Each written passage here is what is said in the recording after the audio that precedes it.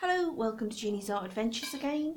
There's been some discussions recently on Facebook about the dangers of heating paint and floetrol with blowtorch, possible fumes, things like that. So I thought I'd do a painting. I'm using floetrol as my mix and I'm not going to torch it at all and just see, because you can get cells just with floetrol, so we'll see how it comes out. I've also got some new paints, fluorescent colours. So it'll be fun. See, it's mostly fluorescent colours I'm using today. Because they're transparent, I've mixed up some blues here, cerulean and this sort of bluey green one. And I couldn't decide whether to use white or black. So I'm going to use a bit of both.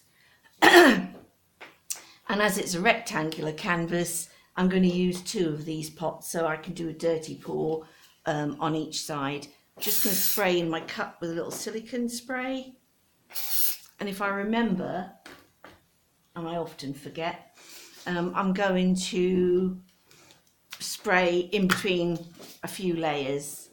The whites and the black, because I use such a lot of it, I pre-mix that.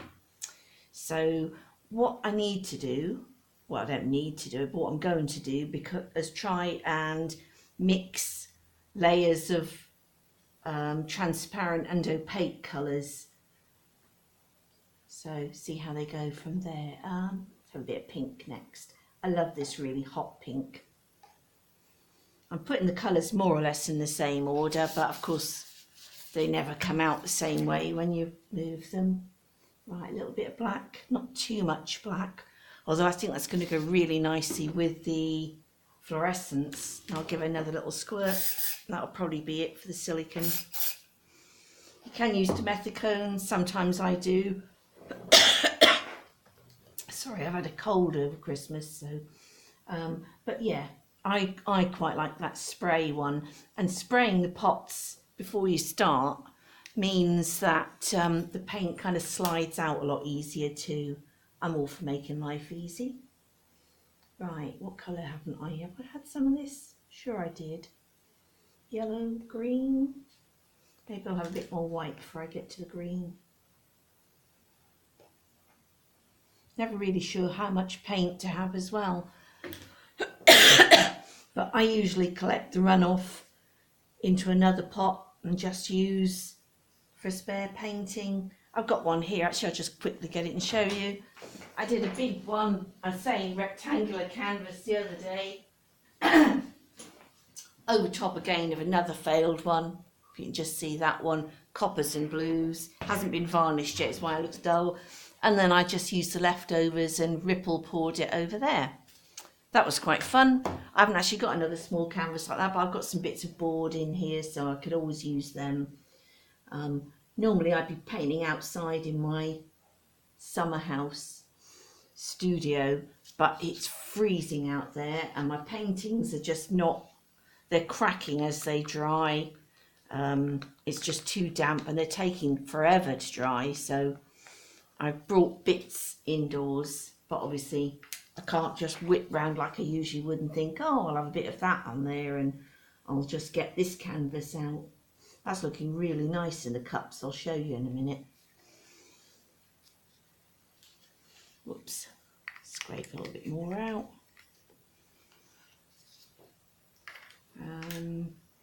What next? A little bit more black maybe.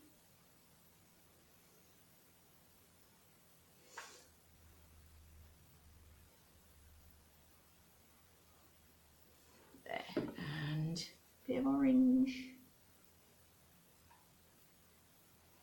There we are. Let's scrape the last of that. Oh, I hate waste. If I've got some of these paints, if I just have mixed up too much, which happens quite often, I've got some little tiny bottles. I'll just show you. They're here somewhere. Where did I put them? These. And I just pour the little bits in these, and they come with a little funnel. There's a little metal hollow tube, and they're really fun for just, you can squirt bits underneath the paint, just add fine lines on. They're just fun to use. So I actually just ordered another dozen of those, I only found them last week, and they're really, really good fun. I've just done that. I scraped you out. I have a terrible memory. I have to write everything down at home. I just forget things so easily. It's a family joke that I can never remember anything. I've got a memo board in the kitchen. I use my calendar on my phone. I have a big calendar where I write things on. It's just, yeah. Some people just can't remember things. That's my excuse and I'm sticking to it. My friend brought me a plaque. It says, "I'm not forgetful, I just can't remember everything." That really kind of sums up me. Right, I think that might be enough now.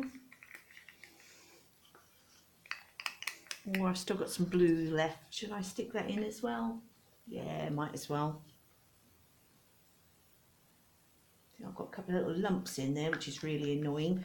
One of the things I didn't say and ought to is, if you're not going to torch, and even if you are, I think one of the most important things about this fluid painting is consistency. Really, really, really, you can't spend too long mixing your paints. It's impossible to spend too long doing it. That's the most important thing. And working out what is right for your style of painting, how thick and how thin. You know, people will give recipes and say, oh, I use 1:1 or 2:1 or something, but we all use different paints, so it's going to be different for everybody. Right, this is going to be, let's think, hold on. I need something to put that on. If I quickly move these off, I could use that. Should have thought before. Right, now if I put those on there, then you see what I'm doing? I'm putting them on a board like that. You see in the cups, they looks lovely, doesn't it? Look at that. And that one, gorgeous. And then if I put that on top, then I'm going to lift the whole thing up and flip them over. I don't think I'm going to be able to get it all on camera, but I'll do my best. Put it on, hold it up, flip it over, hope for the best. Yeah, there we are. There's a little bit leaking out, but that's fine. Just want to give the paint a minute to set. I did check before I started that this was as level as I could get it. That's really important. It's horrible when you've done painting and it's come out really nice and you come back later, you've left it to dry and you find that actually it's all slid off one side and your lovely cells in the middle have now turned into elongated lines. Looks horrible. So we'll just see. I'm just going to get a spare cup, catch any runoff, and my little palette knife. Here we are. This will do. This blue cup will do. Yeah. Okay. This little knife I love. It's easy just to scrape bits up and cover the sides. Because this is a deep edge canvas, it's got what, 1.5 inch sides, I think. I try and make sure it's all covered over. It's not the end of the world if you don't, because it's easy just to paint it white. Right. Okay. Moment of reveal.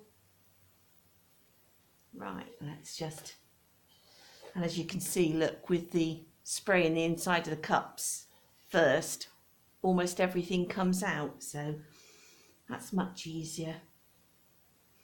Right, before I tilt it or do anything, I'm just going to leave it a moment to settle. You can see already, look, some nice shapes coming out there. If I would torch it, I know this white, there would be some nice bits come out, but give it time and it'll just pop out anyway. That's the hope anyway. Right, I'm going to give it a little tilt now. I'm messy, so I've got tissues and bits everywhere. Right, I want to try and tilt it, but without really losing too much of those shapes. So it might look like I'm tilting it really slowly, but I have the feeling I haven't got enough paint here. I'm going to put white around the edges. Another advantage of having, actually I might have, I'm running low on white here as well. Might put a bit of black with it as well.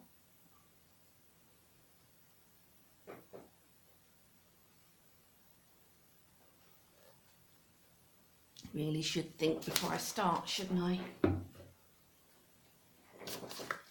Surprising actually how that black dominates, isn't it? I didn't put that much in, I thought, but I'm hoping that the transparent fluorescent ones rise up more. Let's turn that upside down for a minute. I can always pour a bit if I want it. Right, let's tilt it over again.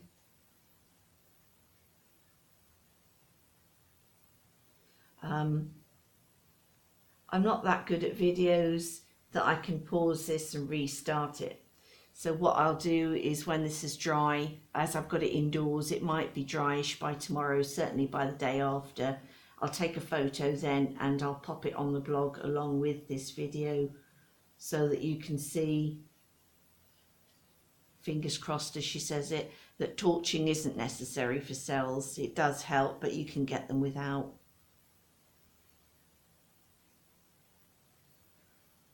Trying to keep looking up to the camera every now and then, make sure I'm not losing you.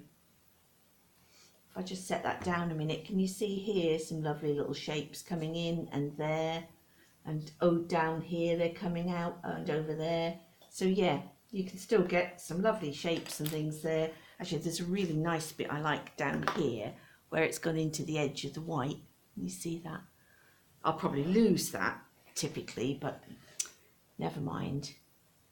It's because I want the sides covered. I might actually just tilt this to cover the top and then paint the sides later.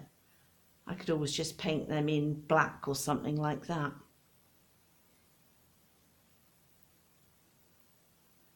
Getting there. Right, a little bit down to that far corner. If I tilt it really quickly, obviously it will cover and reach the corners, but I just find that although I get some lovely lines and shapes, I don't necessarily get the nice cells that I want. So I'm trying to tilt fairly slowly. These ones down here are compressing now. I'm trying to do it slowly so that when I reach the corner or the edge, I can tilt it back and they'll come back again. Yep, not quite as they were, but more or less. Right, and then I need to do this bottom corner here, so tilt down to there. I love the way the green pops through there. I haven't put any metallics in this one, which is unusual for me. I do love my metallic paints, but I thought I'd got enough going on with the new fluorescent ones. That's not to say it won't get a sprinkle of something afterwards, but there's no actual metallic paints in here. It's starting to, I'm losing some of those cells now, which is a shame. That's my fault. If I'd made more paints, I didn't have to tilt so much, it would be better. But hopefully some of them will pop out anyway.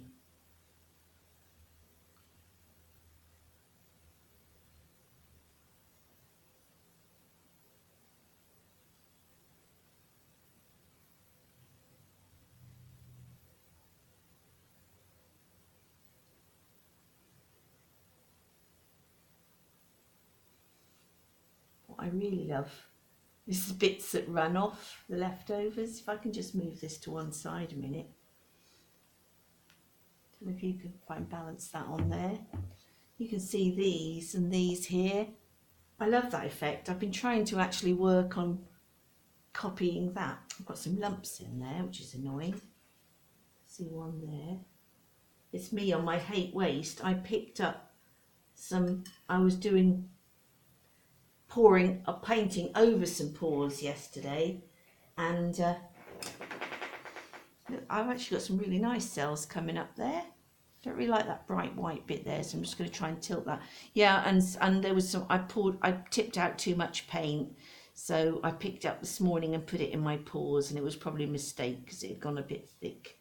So there's one or two lumps. I can just see another one popping up. So yep, sometimes in my effort to save waste, I end up making things worse. This is an old canvas I painted on years ago. Didn't really like the painting anymore, so I did one pour over it, but that wasn't a great success either. The only trouble with black and white is you do tend to get these greys, and I really hope the fluorescents are going to pop through them. But that's it, there's a nice bit there. So there's a bit of a lump with it. Yeah, I'm hoping some of these and that lovely hot pink will pop through, but we'll see. It's just an experiment, but as you can see already, there's still some nice cells there, some lovely shapes. Floetrol, I find, is really good at keeping colours separate. But yeah, I've got quite a lot of black and quite a lot of white in there, and I probably should add more colour.